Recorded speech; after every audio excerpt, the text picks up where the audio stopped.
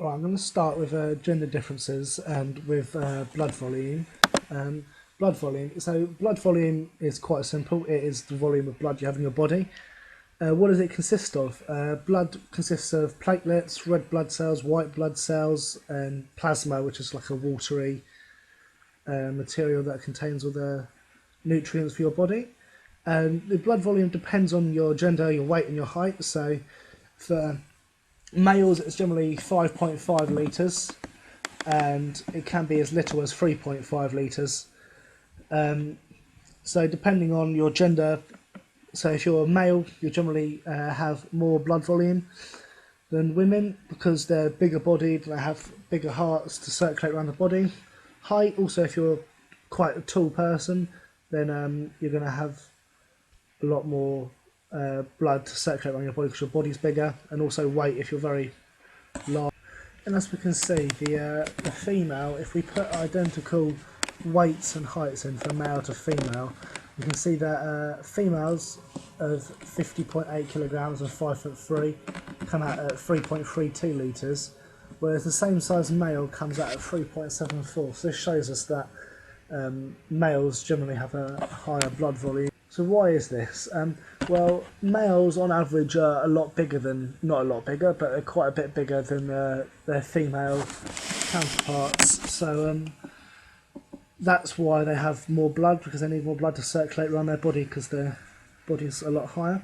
The hemoglobin concentration levels are also a lot higher in males, so they can transport oxygen and CO2 more efficiently. So this is why they have a greater blood volume.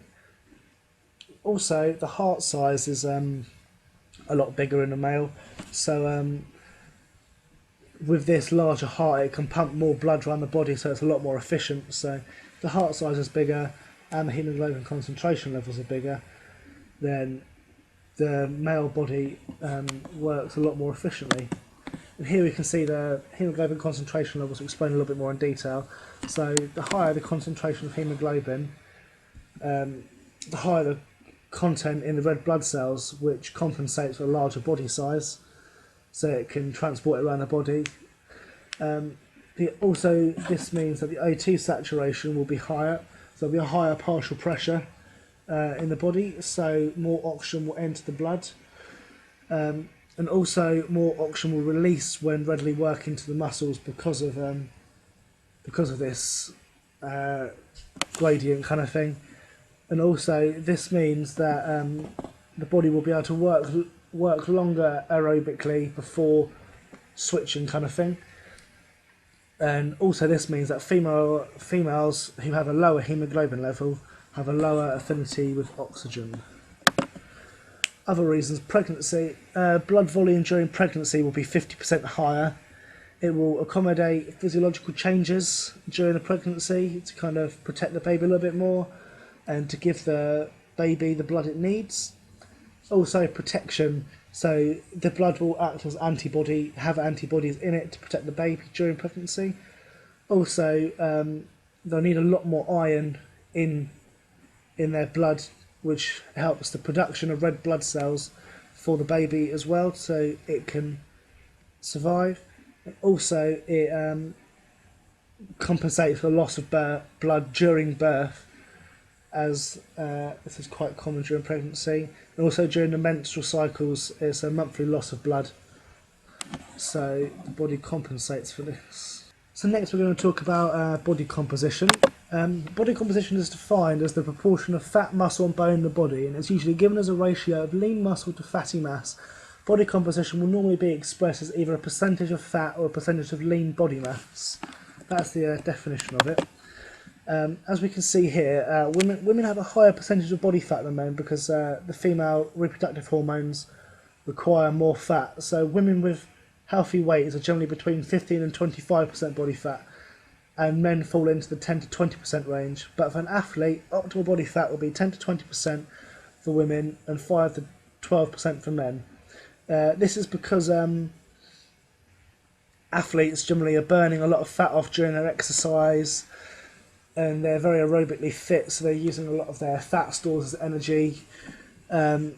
Whereas the normal for men, because they don't have breast tissue, they don't have any of those. This kind of accounts for a lot less body fat. Also, women have a higher percent of body fat because of for protection reasons, especially during pregnancy and stuff like that. They put on weight and stuff like that. Also, you can have too little body fat as well. So, if a woman's body fat falls below 12% of her total body weight, hormone production can be compromised, the menstrual cycle can be interrupted, and therefore the risk of osteoporosis is a lot higher. And osteoporosis, the thinning of the bones, which is directly related to hormonal status. So it's also like the weakening of the bones and like the deterioration of the bones. They become a lot weaker and they break a lot easier and stuff like that. And if the body fat falls below 10% in the women and 4% in men, it may be an indication of an eating disorder. But some athletes, for example, like marathon runners and extreme fitness people, will have an extremely low body percentage fat but be extremely fit at the same time. This is kind of an exception, but it's not healthy to have that lower body percentage of fat. Having a greater percentage of fat can be an advantage in some sport, for example long distance swimming. This is because it gives the body buoyancy and heat insulation. So you'll see a lot of long distance swimmers, especially sea swimmers and stuff like that, open water swimmers. They're a lot larger than your average short course swimmers or your Olympic swimmers who are in a nice warm pool, who are doing only a couple of lengths kind of thing. However, in sports such as long distance running, it's a distinctive disadvantage. This is because they want to carry around the track the least amount of body weight they can, so they don't waste any energy. Simple enough. Next we'll look at body size difference between gender. So as we can see here, the average male height is 69.3 inches. Average weight in pounds is 195.5, and the average waist circumference is 39.7 inches, which compared to women is slightly less. So here we have 63.8 instead of 69.3, so they're generally a little bit shorter. They weigh about 30 pounds on average less than the male, and also their waist circumference is smaller, so this will kind of account for all the physiological differences in there. Females have a shorter appendicular components, which result in a smaller height and weight than males. So they have a smaller spine, they have smaller limbs, they have everything is a lot smaller structurally kind of thing in them, which also reduces in a smaller frame, which results in a smaller body weight. Females have a smaller, shorter, lighter bone structure than males as well. This means that females are a lot better in gymnastics events that use balance, flexibility and agility, whereas males are very explosive and strength based in like pommel horse, weightlifting and all that. It's a lot more of the power sport because the frame of the body can support all the strain through it. Also, the pelvis is quite different between a male and a female. As you can see here, the male is quite tall. It's a lot taller than the females, whereas the women's is a lot wider. The main reason for this is for childbirth in women. Female figures are typically narrower at the waist than at the bust and the hips. Estrogen causes a widening of the pelvis during puberty to permit for childbirth, as we said before, and this has its advantages and disadvantages during sport really. Its disadvantages are that it's a lot wider, so women carry a lot more weight around their hips, but also it means that they have a lower centre of gravity, and also that they're more naturally suited to events such as long distance running.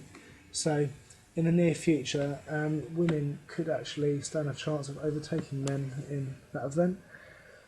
And also, men have broader shoulders and an expanding chest due to an increase of testosterone during puberty, allowing males to inhale more air to supply the muscles with oxygen during physical activity.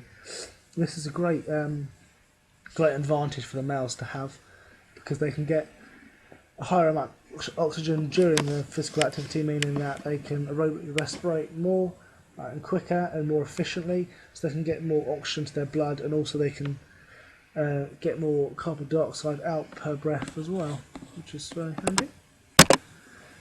Marathon running.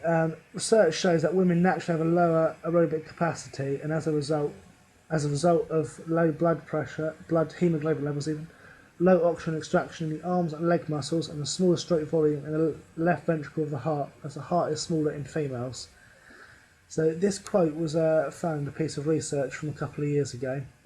And pretty much what it's saying is that they have a low aerobic capacity, so they have they're less efficient working aerobically during long distance running and stuff like that. A result of low blood hemoglobin levels, so that also links in with the aerobic capacity, saying that their blood has a lower affinity with oxygen, so they don't carry it around the body as efficiently. Also, the lower oxygen extraction in the arms and leg muscles, so in the extremities, their body finds it a lot harder to get the oxygen to the muscles and the carbon dioxide back out of the muscles. So this is why the arms and legs can fatigue a lot quicker. The smaller stroke volume in the left ventricle of the heart means that they can pump less blood per beat of the heart. Also, means hemoglobin has a lower affinity with oxygen in females. That links in with the low hemoglobin levels and the oxygen extraction in the arms and leg muscles there. Also, there's been research to suggest that women will overtake men in long distance running due to their pelvic adaptations, as I said earlier, which results in a better stride pattern as they have a faster metabolism. And as they have a fast metabolism, they can use fat as the main energy source quicker.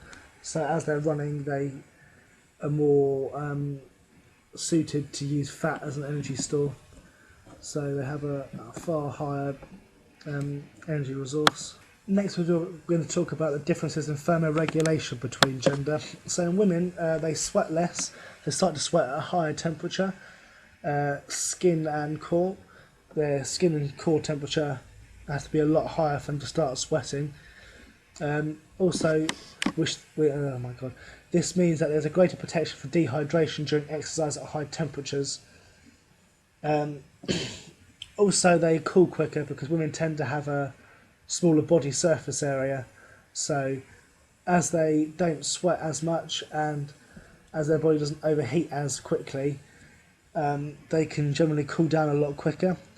And a relatively high surface area to mass ratio in females. So that means they have a large surface area exposed to the environment compared to their body weight. So females cool a lot quicker. Whereas men have a greater use of convection and evaporation during heat loss. So their skin evaporates the sweat off, which also gets rid of a lot of the heat energy. They have a smaller surface area to mass ratio because they have a larger skeletal muscle mass, so they cool down slower as the muscles are always constantly creating heat during the exercise and everything like that. Women, their changing rate of the sex hormone release during the menstrual cycle modifies thermoregulation, so there's a difference in resting body temperatures and thermal response to positive or negative heat loads depending on the phase of the cycle. So, depending on what stage of the menstrual cycle the woman's going through, depends on how the thermoregulation in the women kind of changes. And if they're at a certain stage of the menstrual cycle, they might sweat a lot quicker at a lower temperature because of the hormones in the body. Also, they have a greater evaporative efficiency of sweating, which means that the evaporation of their sweat is a lot more efficient. And women rely more on circulatory-based mechanisms for heat. So that's the vasodilation of the capillaries of the skin, so they lose heat that way. Whereas both are able to maintain core body temperature quite easily, and the heat tolerance on both of them is quite high.